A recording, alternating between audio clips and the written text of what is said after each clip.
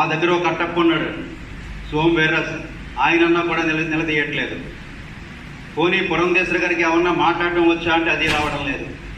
Railway board chairman గారి దగ్గరికి వెళ్ళింది ఢిల్లీలో ఆవిడ, ఏమడగాలి? చిన్నగా అడుగుతా ఉన్నారు.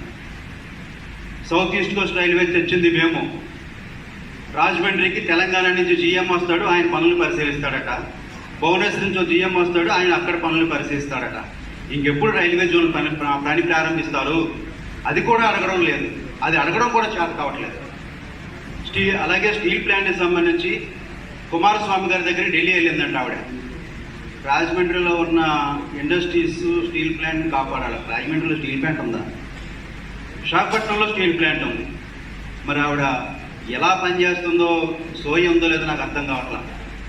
బాలకృష్ణ గారికి రాఖీ కట్టడానికి స్పెషల్ ఫ్లైట్లో హైదరాబాద్ వెళ్ళిపోయేంత ఇంట్రెస్ట్ రాజమండ్రి ప్రజల మీద లేదు. పార్లమెంట్లు కన్నా పోతున్నారా అంటే ఎప్పుడు చూసినారు? వెళ్ళిందే 3 రోజులు పార్లమెంట్ వర్షాకాల సమావేశాల్లో. ఖాళీగా ఉంటే క్యాంటీన్ దగ్గర దిగడం, వచ్చిన 1-2 రోజులు కూడా క్యాంటీన్ దగ్గర. ఎందుకు రాజమండ్రి ప్రతిష్ట మీరు దెబ్బతీస్తూ ఉన్నారు? ఆనాడు మేనిఫెస్టోలో పెట్టిన హామీలు ఎందుకు అమలు చేయలేకపోతా ఉన్నారు? మరి కట్టప్ప మాట్లాడటం, జనసేన వాళ్ళు మాట్లాడటం, కూటమి వాళ్ళు మాట్లాడటం, మా పిల్ల కాంగ్రెస్ వాళ్ళు కూడా మాట్లాడలేదు. చాలా అన్యాయం జరుగుతుంది మిత్రులారా.